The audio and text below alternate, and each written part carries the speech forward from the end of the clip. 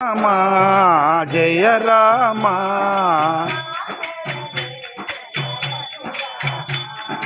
దాసరదే జయ రఘురామా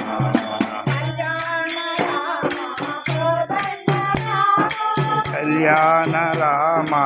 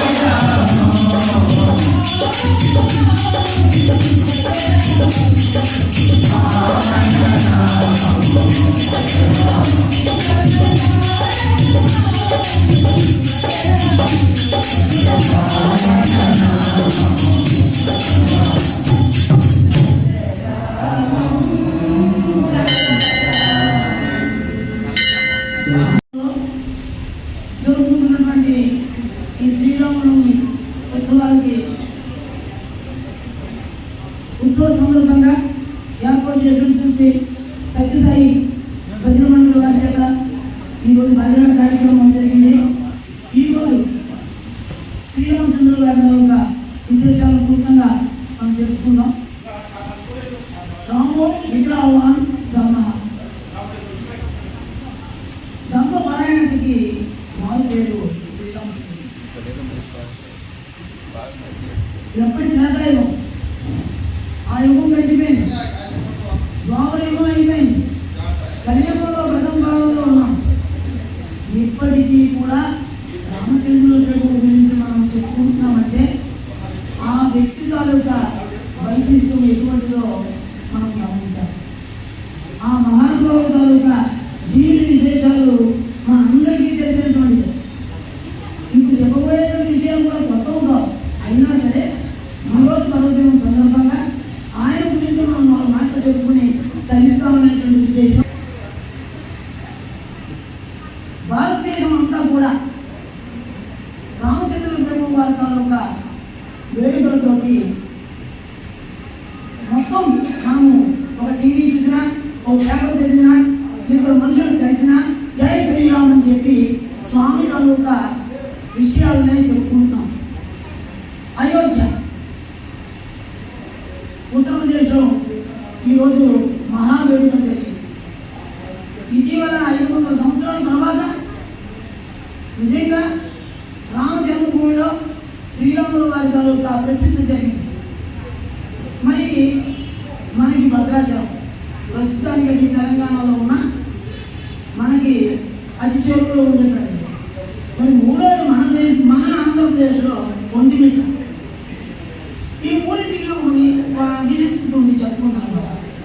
అక్కడ బాలరాముడు, ఉత్తరప్రదేశ్లో బాలరాముడు, ఒంటిమిట్టలో కౌమార దశలో ఉండేటువంటి కోదండరాముడు, మరి భద్రాచలంలో కళ్యాణరాముడు. ఈ మూడింటి గురించి మనం 3 విషయాలు చెప్పుకున్నాం. మరి అక్కడ బాలరాముడే ఎందుకే అక్కడ రామచంద్రుల వారి తాలూకా జననం జరిగిందని మనందరికీ తెలుసు. మరి అటువంటి జన్మించినటువంటి ఆ రామాయణ గాథని పురస్కరించుకుని శ్రీరామచంద్రుని తాలూకా బాల్యంలో ఏ విధంగా ఉన్నాడు అనేటువంటిది ఆ రూపాన్ని మనం కొలవడానికి ఇవాళ అవకాశం కలిగింది. అయోధ్య చాలామంది ఒకటే ఇంచుమించు ఇంట్లో చాలామంది వెళ్ళడం జరిగింది. ఎంతోమంది నిజంగా అది పుణ్యం చేసుకున్నటువంటిదే. ఎందుకంటే రాముడు పుట్టినటువంటి ప్రదేశంలో మనం అడిగి అక్కడ చూసామంటే మరి అంతకు మించినటువంటి యోగం భోగం మరొకటి ఉండదని చెప్పేసి నేను అనుకుంటున్నాను. ఇకపోతే మనకి మన ఆంధ్రప్రదేశ్లో ఉండేటువంటి ఒంటిమిట్ట కోదండరాముడు ఆలయం. ఇక్కడ ఒక విశేషం ఉంది. ఎక్కడ చూసినా రామాలయంలో హనుమాన్ ఉంటారు. హనుమాన్ ప్రభు లేకుండా మనం ఇంచుమించు జరగదు. కానీ ఒంటిమిట్ట ఆలయంలో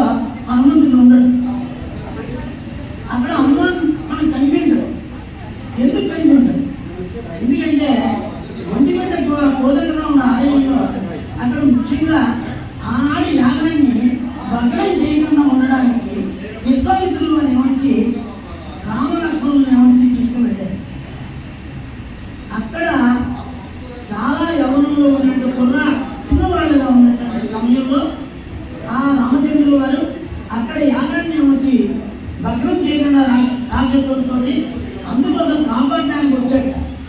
ఆ కాపాడుతూ ఉండేటువంటి సమయంలో ఆయన ఆ యాగాన్ని నిర్విఘ్నంగా జరిపించుకున్న వాళ్ళు. మరి వీరిద్దరూ చూపించినటువంటి ప్రతిభకి ఆధారంగా ఆనాడు కోదండరాముడుగా కోదండాన్ని పట్టుకుని రాముడిగా అక్కడ వెలిసి ఉన్నాడు. అప్పటికి హనుమాన్ ప్రభువు రామచంద్రుల వారికి తారసపడలేదు. ఎందుకంటే వివాహం అయిన తర్వాతే ఆ ఆంజనేయ స్వామి వారి తాలూకా విశేషము గమనించవలసి ఉంటుంది. అక్కడ మనకి అందుకోసం ఏంటంటే ఒంటిమిట్ట రామాలయంలో హనుమాన్ విగ్రహం ఉంది. అక్కడ సీతాదేవి ఎక్కడ ఉత్తరప్రదేశ్లో, ఎందుకంటే బాలరాముడు మరి వివాహానికి కాదు కదా. సో అక్కడ అది పరిస్థితి. ఇకపోతే భద్రాచలం, ఈ భద్రాచలానికి ఏమిటి విశిష్టత? వనవాసం చేస్తున్నారు సీతారాముడు. వనవాసం చేస్తూ ఉంటే ఒక శిల మీద కూర్చున్నారు. ఆ శిల మీద కూర్చుంటే, శిల అంటే మనందరికీ తెలిసిందే, కుర్చీలోనే కూర్చోలేకపోతున్నాం. మరి శిల మీద ఎలా కూర్చుంటాం? చాలా కష్టం కదా.